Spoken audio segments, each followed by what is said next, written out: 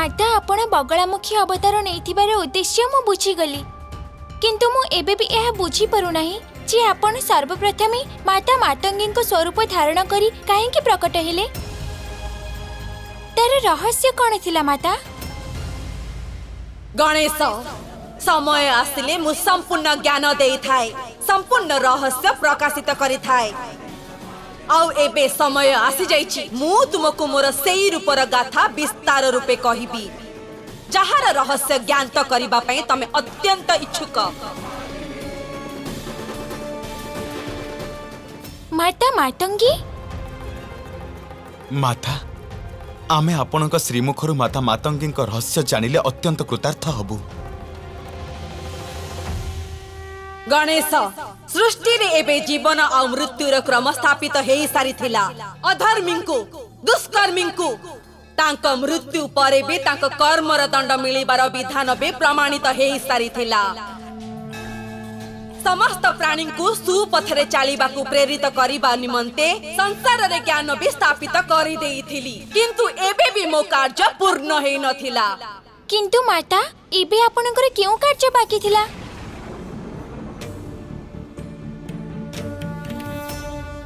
हाँ माता कहंतु माता।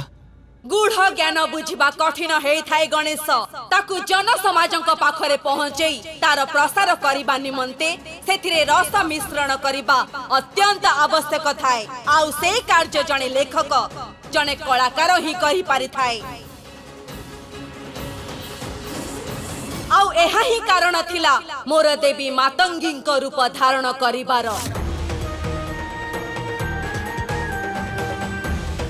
कारण मोर एही रूपरे मु मोर भक्तंक द्वारा संसार रे एही भली आ कला इत्यादि र सृजन करि थाए जहा सह जड़ित हे प्राणी पाप कर्म रु दूरे रहु आ संसार र कर्म निर्विघ्न भावे अग्रसर हेउ।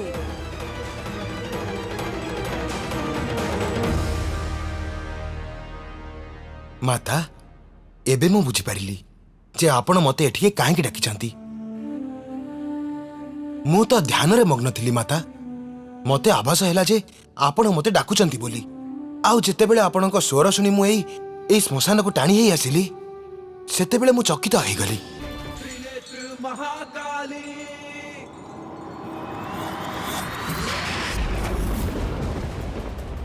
किंतु एबे मु बुझी पारिली जे एटा आपणकर लीला आउ आपण निज लीलार ग्रंथ रचना करिबा पई मते एठिके डाकिचंती। जे तमे मोर समस्त लीलार विस्तृत विवरणी प्रदान करुथिबा पुराण रचना कर आउ सेई पुराणर नाम हेब मार्कंडेय पुराण।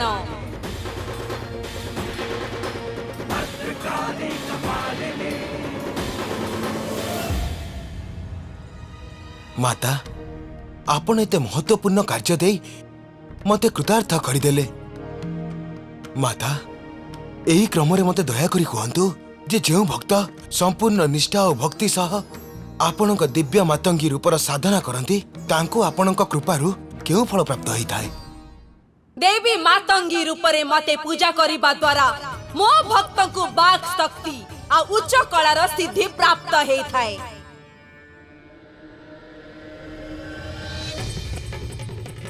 श्यामां शुभ्रां सुबालां त्रिकमलनयनां रत्नसिंहासनस्थां भक्ताभीष्टप्रदात्रीं सुरनिकरकरा सेव्यकञ्जाञ्जुयुग्मां नीलाम्भोजां सुकान्ति निशिचरनिकरा अन्यदावाग्निरूपां पाशं खड्गं चतुर्भिर्वरकमलकैर्खेदकं चाङ्कुशं च।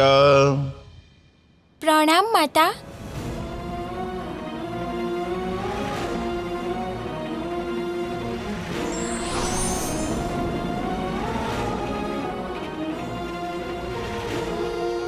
मते प्रत्यय होची जे ए विषय को ने तो मनरे एबे भी आशंका बाकी अछि। संकोच कर नहीं पचारे गणेश कौन पचारिबा को चाहू छु गणेश? माता आपण ऋषि मार्कंडेय को पुराण रचना करने को निर्देश देते सत किंतु से आपणक दशम स्वरूप को न जानी ए कार्य केमिति पूर्ण करि परिबे? एबे तो आपण हमकु निजर 9टी महाविद्या स्वरूप रे परिचय दैछंती। उचित कहिचु। तेबे सुन मोर दशम महाविद्या स्वरूप रे लीला। मु संपूर्ण सृष्टि रा सृजन त करि देइथिली, किंतु एबे भी मो कार्य पूर्ण हेइ नथिला। काहेकि न एबे सृष्टि चारिआडु संपन्न हेबा परे मध्य श्रींकर अभाव रे एबे भी असंपूर्ण थिला। आ संसार रे श्रींकर आविर्भाव हेउ, सेथि पई मु मोर दशम स्वरूप देवी कमलांक रूप रे प्रकट हेली। संसार रे श्रींकर आगमन मोर देवी कमलांक रूप माध्यम रे ही हेइ पारि थांता, जेउथि पई तार उचित समय आसी जाइथिला। सेथि पई मु ऋषि भृगुंकर पुत्री रूप रे जन्म नेई संसार रे श्री को प्रकट कली। किंतु माता, सृष्टि पई श्री इति महत्वपूर्ण काहेकि? हाँ माता, ए प्रश्न तो मो मन रे भी उत्पन्न होउची। ए पृथ्वी, अन्य लोक, सूर्य, प्रकृति, जीवन और मृत्यु सहित ज्ञानर महत्व तो स्पष्ट, किंतु सृष्टि कण एते साधारण जे से केवल श्री द्वारा ही पूर्ण ही परिबो? उत्तम, अति उत्तम प्रश्न पचारिछ तमे दुहे, जाहार स्पष्ट उत्तर मु देबी। श्रींकर संबंध केवल धन संपत्ति सह नुहे, तार अर्थ सब प्रकारर समृद्धि अर्थात उर्वरता, भौतिक और आध्यात्मिक संपद, ज्ञान, स्वास्थ्य और समुच कल्याण। मु बुझी गली माता, संपत्ति थिबा परे भी केही स्वास्थ्य रहित हेई पारंती, धनी हेबा परे भी केही प्रसन्नतारु वंचित रही पारंती। श्रींकर अर्थ हैला समस्त प्रकारर कुशलता और प्रसन्नता, जहा सर्वाधिक महत्वपूर्ण अटे। आपण सभिंकु ज्ञात अछि, शिवाय विष्णु रूपाय, शिव रूपाय विष्णवे, शिव और विष्णु अभेद, अर्थात दुहे भिन्न और दुहे एक मध्य। सेथिपई समय आसीबा परे ऋषि भृगु मोर विवाह मोर देवी कमला रूप रे महादेवंकर रूप नारायणक सह करिदेले। किंतु माता, मातुलंकर पत्नी तो देवी लक्ष्मी, तेबे देवी कमलांक रूप रे आपण तांका पत्नी केमिति ही परिबे? मु ही शक्ति, मु ही पार्वती, मु ही सरस्वती, मु ही लक्ष्मी, मु ही महादेव, मु ही ब्रह्मदेव आ मु ही नारायण।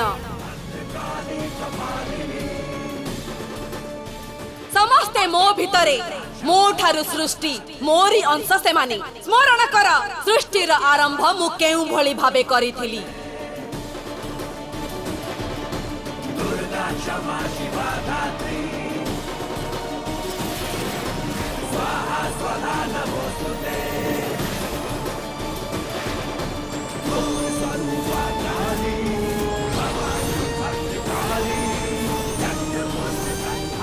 समस्त त्रिदेव एवं त्रिदेवी मो ठारु उत्पन्न, नारायण और देवी लक्ष्मी मध्य। काहेकि ना देवी लक्ष्मी कमल पुष्प उपरे वास करंती, सेथिपई तांको नाम कमला हेला।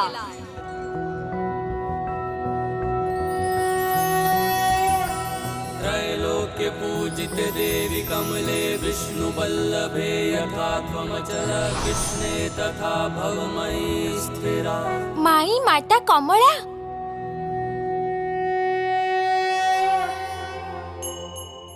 माता, आपणक श्रीमुखरु आपणक समस्त महाविद्या स्वरूपर विस्तृत वर्णना शुणी मु कृतार्थ हेली। आउ एबे देवी श्री महालक्ष्मी कृपा पाई भी मु लाभान्वित होइछि। माता, एबे मते एहा मध्य कहंतु जे आपणक ही रूप को पूजा कले आपणक भक्तंक उपरे आपणकर कृपा किबळी हेइथाए?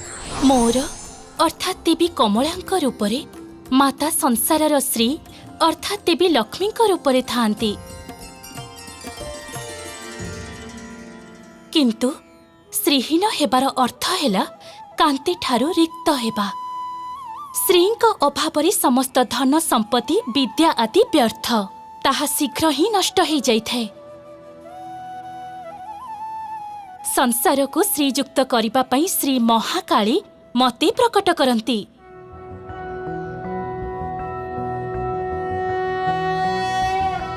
त्रैलोक्य पूजिते देवी कमले विष्णुवल्लभे यथा त्वमचल कृष्णे तथा भवमयी स्थिरा।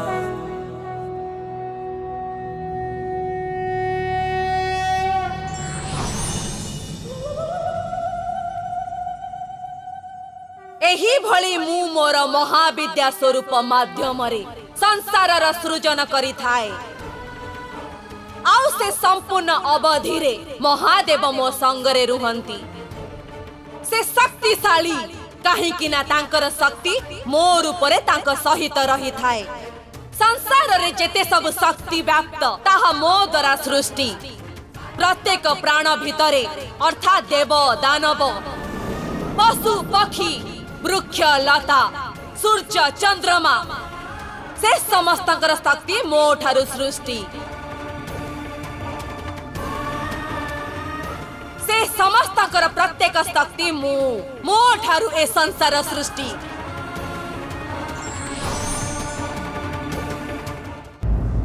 माता संसारर जन्म आपणक ठारु आउ आपणक द्वारा हेई थाए। आपण निज विभिन्न स्वरूपरे संसारर पालन करती।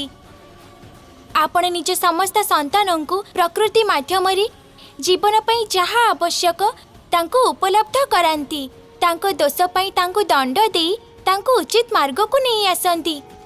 किंतु माता एही क्रम कोन अनंत काल पई स्थिर रहिछि? नाई गणेश, जन्म मु दिए पालन भी मु करे आ सृष्टिर संहार मध्य मु करिथाए। सृष्टिर संहार माता?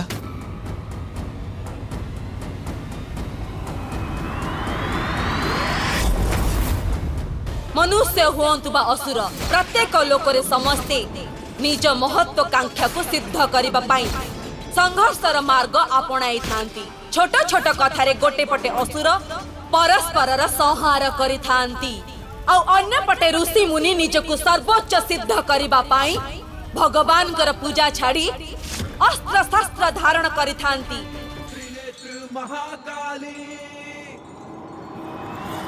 आउ जेबे ए भली समय आरंभ हुए बे प्राणी को सुकर्म प्रति सजाग करिबा पई मुखंड प्रलय उत्पन्न करे संपूर्ण जगत को चेतावनी देई थाए। आ सर्वप्रथमे जे खंड प्रलय मु उत्पन्न करि थाए ताहा हेला सूर्य प्रलय। देवी तारा, देवी तारा, देवी तारा।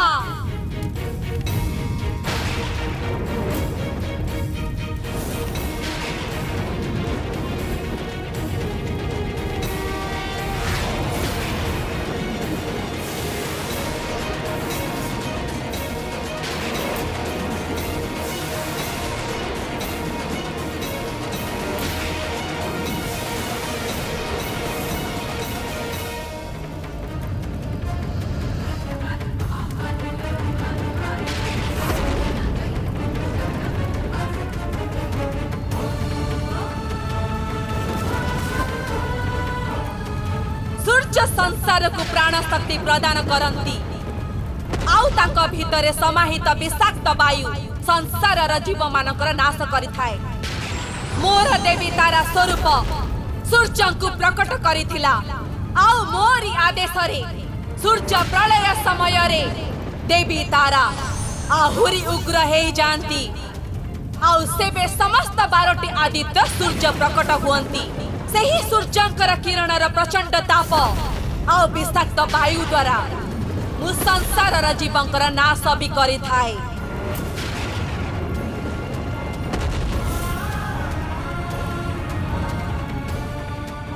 धर्मर पालन आ धर्मोचित मार्ग रे चालिबा ही उचित हेई थाए। समस्त को एहा स्मरण करेबा पाई आ बुझेइबा पाई मते बेले बेले अकाल भली प्राकृतिक आपद भी उत्पन्न करिबा को पड़ी थाए।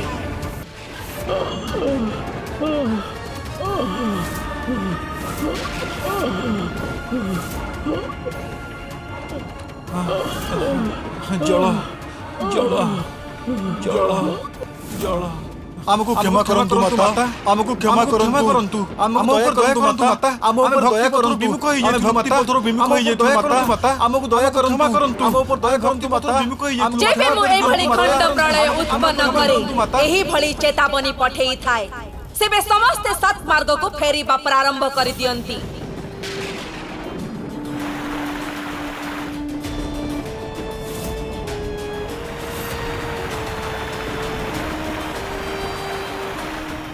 एहीभଳି ମୁଁ ସୃଷ୍ଟିରେ ଅନୁଶାସନ ସୁବ୍ୟବସ୍ଥା ଆଉ ଶାନ୍ତି ସ୍ଥାପନ କରିଥାଏ କିନ୍ତୁ ତାକୁ ଦୀର୍ଘ ଅବଧି ଯାଏ ସ୍ଥାପିତ କରିବା ଅଧିକ କଠିନ।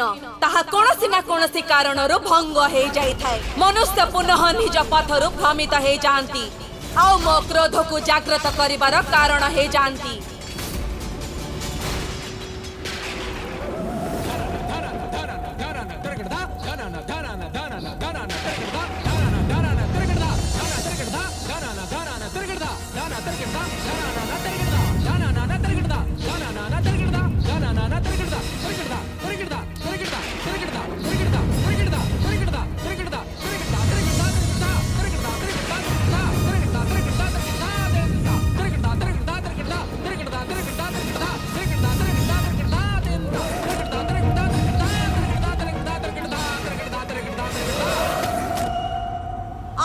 पुनः आउ गोटे खंड प्रलय रूपी चेतावनी दबा पाई उत्पन्न करिथाए जल प्रलय।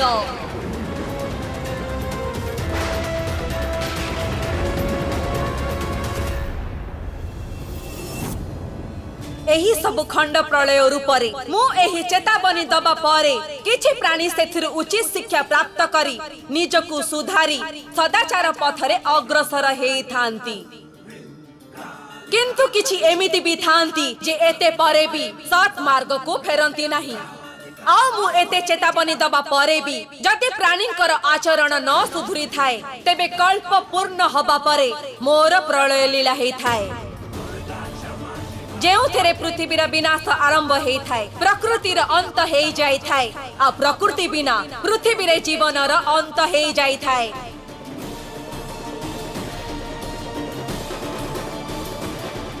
देवी षोडशी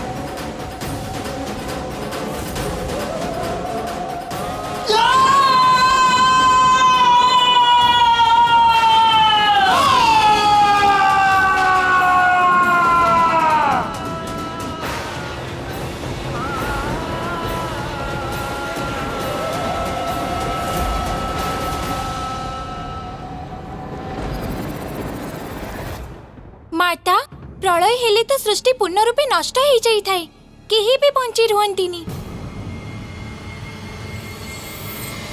हाँ पुत्र उचित दिग को चाहिच तमे तम दृष्टि रे ही तम विचार इंगित हेउची जा सर्वथा उचित एकमात्र पुत्र मार्कंडेय जे सृष्टिर अंतर साक्षी हेला परे भी जीवित अछि काहेकि ना माता ऋषि मार्कंडेय तो चिरंजीवी।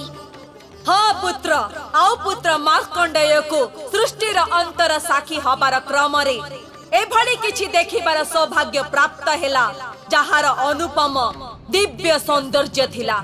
हाँ माता प्रलय हेबा परे से अतल जल मध्यरे गोटे दीपरे स्थित रही अनेक वर्ष पर्यंत मु चलायमान रहिली आउ सेते बेले मु गोटे बटपत्र देखिली आउ से पत्र उपरे प्रभु नारायण निजर शिशु रूपरे मातांक द्वारा रचित सृष्टिर पुनरारंभ प्रतीक्षारे थिले।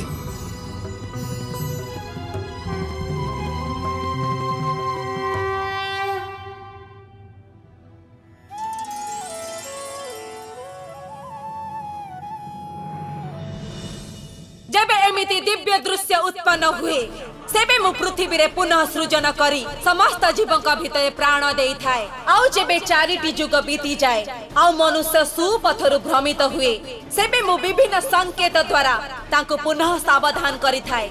आ पुनी कल्पांतर प्रलय माध्यम रे मु सृष्टि को पुनः ध्वंस करी थाए। आउ एही भली क्रम सर्वदा चाली थाए। तापरे गोटे समय एमिति आसे जेबे मु संपूर्ण विनाश करिबार निष्पत्ति निये आउ सेबे महाप्रलय उत्पन्न हेई थाए। महाप्रलय? हाँ पुत्र, एबे तो तमे प्रलय विषय सुनिल किंतु ता ठारु भी भयंकर आ विनाशकारी हेई थाए महाप्रलय जेउथिरे सब किछि नष्ट हेई जाई थाए।